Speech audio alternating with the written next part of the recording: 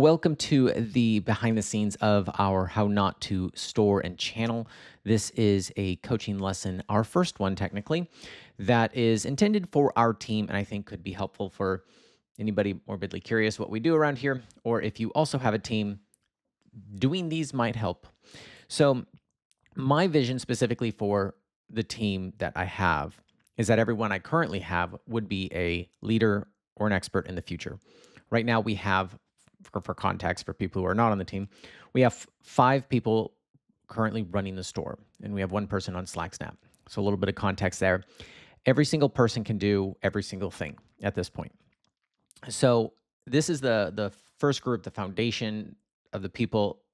The organization might change in the future, but for now, everybody that's currently with me, I would like to see them grow in this as a career and be able to lead either divisions or more people or become experts in something within the business.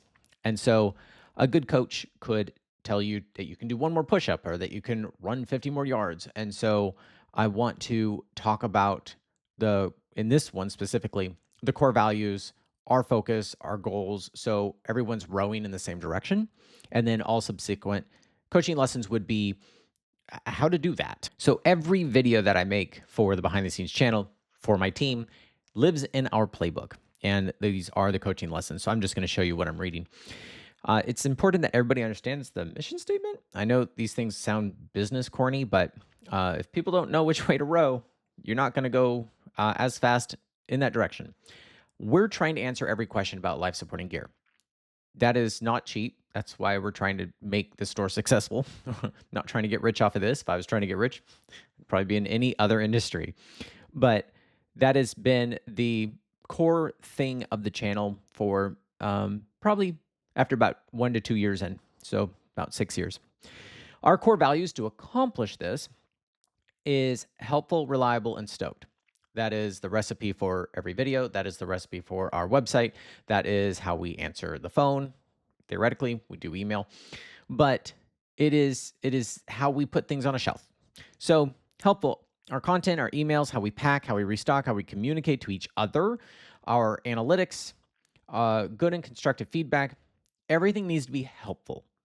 I have a real hard line on whether or not I will put a video on the main channel. And really that line comes down to, is the information helpful? Sometimes it's not polished. Sometimes it's not even edited. There's some that I have not even edited. I just put it raw. But the content was so helpful. And I think that's why people show up. Reliable. Posting content reliably for 8 years has built the audience. I've only missed maybe 2 or 3 Wednesdays. And I didn't even miss those until last year. We ship packages so reliably that if we don't put your order in the mail the day you order it, your order's free. Cutoff time is 1 p.m., Monday through Saturday. So on the website, it says that we answer emails within 5 minutes. So we want to do that.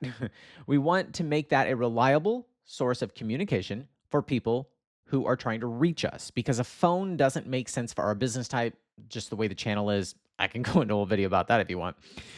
Doing what we say when we say we're going to do it is just a thing I've always believed in, and it's helped grow the painting business I used to have.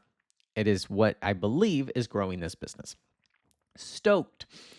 Does the content have stoked? And that's an example of 1 person to many people stoked. Do our emails have stoked? That's more of a one-on-one stoke. Does our team have stoke internally? Is there stoke? Because if there's not, I think these 3 things are the special sauce of the store, the channel, everything we do. Our core focus is to create the machine that will answer every question and to make it sustainable. So our teams, our tools, the income, how we interact, who we bring on, all of this is built around how to build that machine so it can even outlive me or my interest in doing this. I want this. Obviously, you're not going to answer every question. That's not how science works. You end up having more questions the more you answer questions. But you have to create a machine that will forever be able to answer these questions as fast as they're coming in, because at some point you will have answered all the basic ones. If you're working in the store and you've been living under a rock, our marketing is our content.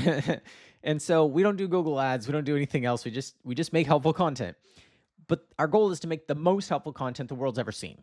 So I don't stop scratching until on a product specifically until I make the vendor or the manufacturer go, wow, if don't get their eyebrows to raise, I didn't try hard enough. And that is our marketing. It's so helpful that it'd be impossible for anyone else to make it better. That's the goal. Cinematically, sure. Almost everybody can beat me with a camera. I don't even know how the settings work. We'll get into a whole video about that if you want. But we want the information to be rich and deep and dense. Deep level is our goal, but also it needs to be attractive for a newbie. It needs to be in all formats. I was very against shorts for a long time. And now I do shorts, I do longs, if TikTok gets banned this week, if I do on every platform because I realize that it's not about the platform I like. It's about putting this on platforms that people do like and trying to make it in a universal way or specifically for those platforms that people will enjoy them who are on those platforms. Oh, by the way, we sell gear. So the whole ethos of the business is being helpful. Oh yeah, we sell gear. It is not the primary focus. We don't call them buying guides. We call them gear guides. We're not trying to sell people things. Most of the time I tell people they don't need stuff, especially rope. It lasts, I don't like to say it lasts longer than 10 years because the manufacturer says it is only good for 10 years, but most stuff is super good enough. We're going to start at the 10-year target and work down to today's problems. In 10 years, answer every question, every format, be on the cutting edge of gear discovery, which I'm realizing we're pretty close to this already. After we test everything, we would want to help manufacturers push the limits further with the information that we can provide. And I want to have the best training material on earth for free for all the disciplines that rely on life supporting gear specifically. We just put out an intro to sport climbing video. I want them to be ideally better than that. There's things that I would prefer were better. And I want that to be for all the disciplines and from multiple people. So I would do an intro to sport climbing, for example, with 10 different guides because I think everybody brings a different perspective. And I would want to do something for arborists and rope access, sprat, different less things that would help somebody who would go to pay to go to do a 5-day sprat course. You watch a 3-hour video before you go and get to touch and play with gear as you watch it and more of an interactive thing. You would have a much, much higher chance of passing or absorbing more information. That would be really cool to be able to do. Big goal. The 3-year plan is to have products for every problem within climbing, caving, canyoning. So I want to make sure we have everything. Right now, portaledges are hard to get currently. Haul bags kind of suck. There's just bolting. Lapas and Climbing Taiwan have really helped with getting awesome bolting solutions. And we keep egging them on to make more. And so basically the three of us are feeding off each other in order to create all these solutions. But that's just bolting. There's stuff for canyoneering that's how do you do a third hand on these 5 and 6 mil rappel cords? It's just I'm not trying to make gear, but I want to help all the vendors that are making gear currently know what the holes are in the market and fill them. I want to scale the content machine to new channels. So I don't think it makes sense to have too much arborist content on the how not to main channel. I feel like if we could split this up, maybe we won't do this, but get into having a second channel, maybe a third channel if you count BTS as a channel. Something specifically for industrial work and something for sport, because I kind of want to post 2 times a week on sport. There's so many questions to answer. I don't want to try to appeal to 2 very different audiences inside the same channel. Right now, I kind of dabble, and everyone's kind of getting a watered down version of what we could do if it was a little bit more focused. But hell no, am I going to start another channel if I'm still a one-man band for the content itself. As of filming this, I still do all my own editing. I film this. I set up the screen recording setup. I would need help before I expanded that. That's why it's a 3-year plan. I want to certify gear in our own lab. We're building brake test machines, and I want to not just build them. I want to have a bunch of them and get everything certified in order to certify gear. I think that would offer a nice value to vendors, especially the smaller ones, to be able to do that maybe more affordably. Help me understand the standards, but and also just able to test stuff the way the standards do test things before I go use it out of spec. So people understand that it does meet standards, and it just makes the videos intensely better. Not cheap to have a lab that can do that. The 1 year plan. By the end of 2025, my goal is to hit 1 million a month in total sales. For context, we did 2.6 million in 2024 total sales. And we're like floating around the 270 to 320 thousand a month right now. So we have to like triple. uh, the store and Slack Snap are self-running. So right now I wear about 5 different hats. I'm CEO, CFO, CMO. I'm the main buyer. I have help with rebuying, right? But like any big decisions I have to make, which are stressful, you can only make a few bad ones before you're out of money. And then I'm the guy on the camera. And so that's a lot to wear. And by the end of this year, I hope to have only be CEO and do about 20% of the content itself, polish the edits and stuff. I'd still be the guy on camera. I'd like to have our first book in print by the end of 2025. Lots of systems have to be created to make that sustainable because I'm not just trying to like dive over a finish line, barely able to print a book. I want to be able to print mini books, which is more or less organizing all the information that we put on the internet. The first course with quizzes complete. So I want to make maybe a really good course. I actually might experiment with the quiz thing within this January, February time of filming this. So, but by the end of the year, I want the quiz interactive method of learning to be part of the education that we have here at How Not To for the audience and for our team. I think it actually be really helpful to have quizzes internally. I'm going to put them on the BTS channel for everybody to learn. Our quarterly micro goal. So by the end of March, first quarter, the goal would be to get $1 million on the shelf. Nothing's impossible, I guess, but you would struggle to get, you would struggle to sell $1 million if you have less than $1 million worth of stuff on the shelf, because that means you'd have to turn over the same stuff 2, 3, 4 times in the same month. Obviously, that's not going to work in our industry. I have or had 400,000 on the shelf. When we hit 300,000 in a month, that's insane. The turnover rate on that's crazy. We're floating anywhere from 500 to 700,000 now because we've been working on that goal specifically for the last 45, 60 days. And it just takes a long time when you make larger orders to get stuff. But that's our quarterly goal, is to get more stuff on the shelf. Post 2 longs and 7 shorts every week consistently by June 30th. I think with some experiments I've done with filming shorts, I think that's very possible. I'm going to batch film them, and I'm going to have people batch edit them. And so that becomes way easier if every time you put your head into doing shorts, that you're getting almost a week's worth of shorts every time. 2 longs, I'd have to figure out how to have somebody help me edit longs, because longs, half the storytelling happens on the editor, and not just like all the story happens inside of the shorts while you're filming. But in longs, it's half of it's when you're editing, actually. By September 30th, I want to demystify selling to the military. And we already do some B2B right now, business to business stuff. But I want to figure out how to do that better. Is that just selling to rope access gear to rope access companies? Or is that selling some of the stuff that we're importing, let's say the Z2, Z3s, to other businesses so they can retail it? I don't know. And Shopify Plus is expensive, and that has more functionality for that to happen. That's why I put that at September 30th.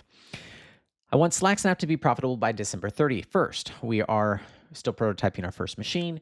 Once we have our first machine, it'll be way, way, way easier to have a second machine that meets more people's needs. Right now, we're doing not the most expensive, but an expensive one that meets most people's needs. Think of it as the Roadster. He didn't start out with a Model S, right? He started with a very expensive car because they can only make so many, and you might as well make the expensive ones. And so our ability to make a lot of these is going to be not possible yet. And so if we're only going to make 1 or 2 machines a month, we want it to be essentially, these are the things that I wish I had at an affordable rate. It's still going to be literally 3 times cheaper than the competition. I think people are going to be really shocked by the whole thing when we're done because of what we're going to be able to accomplish. But we need it to be profitable by the end of the year. Our current issues in the store is to strategically spend the limited cash on the best inventory. And so we don't have unlimited cash. We, in theory, kind of have 1 million to put into stuff. But the problem is the more you have on the shelf, the more you have to spend. And so if you're making $50,000 purchases with, like Sterling or something, you have to, it takes a while for them to deliver on all that. Or even Marlowe, it took, I don't even know if we still have all of it yet. And so you end up having your accounts or inventory receivables is what I call it. A lot of money is just sitting there waiting to show up. And so you need more people to maybe manage all that. And so you have larger payroll, and so you need more cash flow. Basically, it's a cash flow nightmare. The bigger you grow the store, the more cash you have to literally have sitting there rotting in a bank account in order to you have to have more water in the pipe. The pipe gets bigger. So we have to strategically spend that. And I'm experimenting with rotating cash flow. And I can go into those theories in another video. Getting a storage unit for our excess product, we got a location. We were technically working out of my house for a while, just like any good old startup. But now we have a location that has like 2,000 square feet, and I wasn't afraid to sign a 3-year lease because I didn't know if the store was going to be successful. I was afraid to sign a 3-year lease because I didn't know if 2,000 square feet was going to be enough in 3 years. We've been there 6 months, and now we're looking for a storage unit. And so most of that is just excess product because we're buying more things in bulk. Like I'm buying 100 totems every 60 days. But we don't need all of those totems sitting on the shelf taking up shelf space, as some of that can be in a storage unit. I need to iron out kind of job roles, pay, and implementing a ticket bonus system. Now, we've spent about 30 plus days already working on that because I'm shooting this specifically for the BTS channel. My guys have already seen all of this content and we're implementing it already. We're, for context, about 4 coaching videos deep, but in order for it to be on the BTS channel, I had to refilm them. But I'm pretty excited to share about the ticket system on the BTS channel. I think it's a creative way to get everybody to think like owners, build a business like an owner, and to be rewarded like one. And I'm pretty excited about it. But that is something we needed to currently work on. Our media issues is getting 4 weeks in the bank to get breathing room. I'm still making videos, like the long episodes, literally a Tuesday night, picking a thumbnail. That's just, I don't want that in my life anymore. It's the main thing that makes this job hard is to be creative on demand. Creativity does not work that way, and to force it that way can risk burning somebody out. I want to get 100 books in my hand to blueprint our book design. I want to not throw stuff at the wall and see what sticks. I want to actually really thoughtfully put thought into the size of the book, the type of font, the structure. Is it going to be more like a children's, picture Bible? Is it going to look like the whole thing going to look like a Petzl instructions thing, so it's universal, or is it going to be a mix of words and images? Where we're going to like style of images? I want all of that decided before we make our first book, so all of our books are cohesive, like a For Dummies. But how not to? They're all somewhat cohesive. You know what you're going to get when you get a For Dummies book. Information not dense. For dummies, our stuff would be information dense. SlackSnap's current issues is to get a version 2 built of our first prototype and then break test it. We're intentionally undersizing specific components in order to break them and to see how they break and to see when they fatigue. And we know if this happens at this point, because we know we can break that, then if we upsize it to something beyond what I think we can even break, then I know we have some safety margin in there. And basically, we're going to break test our break machines and make sure that we are providing a really nice product to people.